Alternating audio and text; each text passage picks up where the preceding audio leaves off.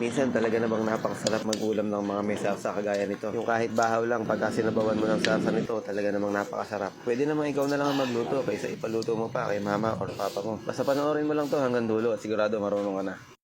Hey, what's up mga kaibigan? Tara, magpe-prepare tayo ng ating lulutuin ngayon. So, meron tayo ditong patatas at saka karot. So, ito naman ay bell pepper. Binalatan ko lang muna yung mga karot at inuna ko na nga itong bell pepper. Tapos, hihiwain lang natin yung ating patatas ng ganito kalalaki. Ganon din naman yung karot, ganyan lang din kalalaki at hindi natin masyadong lilitan. Kasi para magkapare-pareha siya kumbaga. Sabi nga, pare-pareho dapat ang gayat. So, ito, meron tayong sibuyas at meron tayong bawang. So, ito, magsisimula na tayo magluto. Bali, nagpainit lang ako ng mantika dito sa ating kawali. Tapos, pinituhin natin yung ating mga patatas na hiniwa natin kanina. So, ayan, kailangan lang natin lutuin to. So, para malaman kung luto na to, mag-iiba kulay niyan. Katulad ng nakikita nyo, medyo sariwa talaga yung kulay niya. Buhay na buhay yung pagkakadilaw at saka yung orange.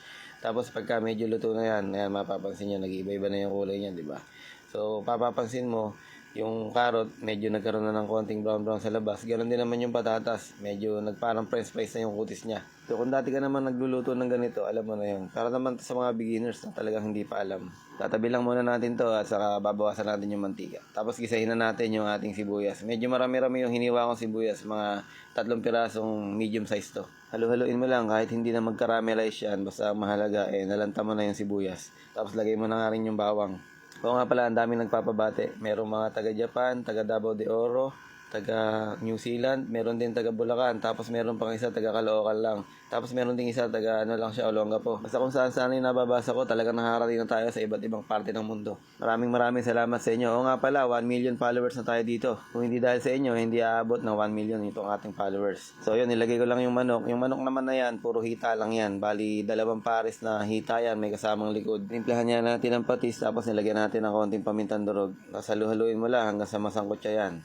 Kahit na hindi mo na masyadong pagtagalin yung pagkakasangkot mo, ang mahalaga nabalot mo na siya ng ating pagkakagisa. Pero kung may time ka pa, kahit mga 20 minutes mong ginigisa yan, mas maganda. So ayan, nilagyan natin ng toyo. Mga kalahating cup o higit pa ng toyo, pwede rin naman. Depende sa lasa ng mga toyo ninyo. Tapos ito, meron tayo ditong tomato paste at saka tomato sauce. Yung tomato paste, pwedeng 1 kutsara lang. Yung naman tomato sauce, pwede rin naman kahit mga 3 kutsara lang. Pero pwedeng kahit isa na lang dun sa 2 na yun. Tapos kalamansi juice yung nilagay ko. Siguro nagpiga ako ng mga 8 pirasong kalamansi para medyo masarap-sarap yung kanyang asim-asim. Kailangan talaga merong kalamansi ito kasi nga yun yung magpapalasa sa ating niluluto. Hindi puro tamis, hindi puro alat. Siyempre, kailangan may asim.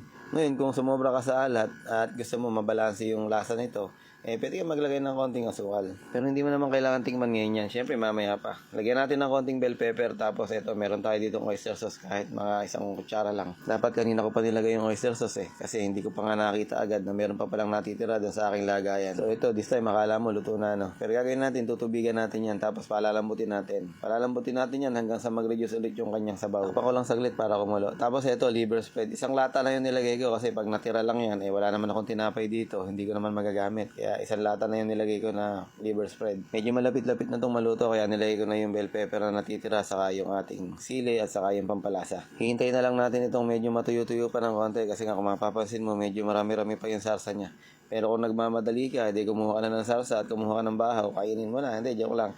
So yan, nilagay na natin yung ating patatas at saka karot na ating pinirito kanina. So, disclaimer ulit, ito namang way of cooking na ginagawa ko, diskarte ko lang to at kayo na bahala kung ano pa ang diskarte nyo. Pero pwede nyo gayahin kung talaga namang nagustuhan ninyo. Kasi ako naman, kahit papano, subuko na itong luto na to dahil hindi naman ako lagi magluluto ng ganito kung hindi ko nasubukan yung lasa. Yung tipong titipid ka lang at wala ka naman pambili ng masyadong maraming regado, pwede na nga yung ganitong klaseng luto. So, masaya na ako, masaya na tayong lahat pag napakain natin yung pamilya natin ng kahit papano may sarsa at masarap.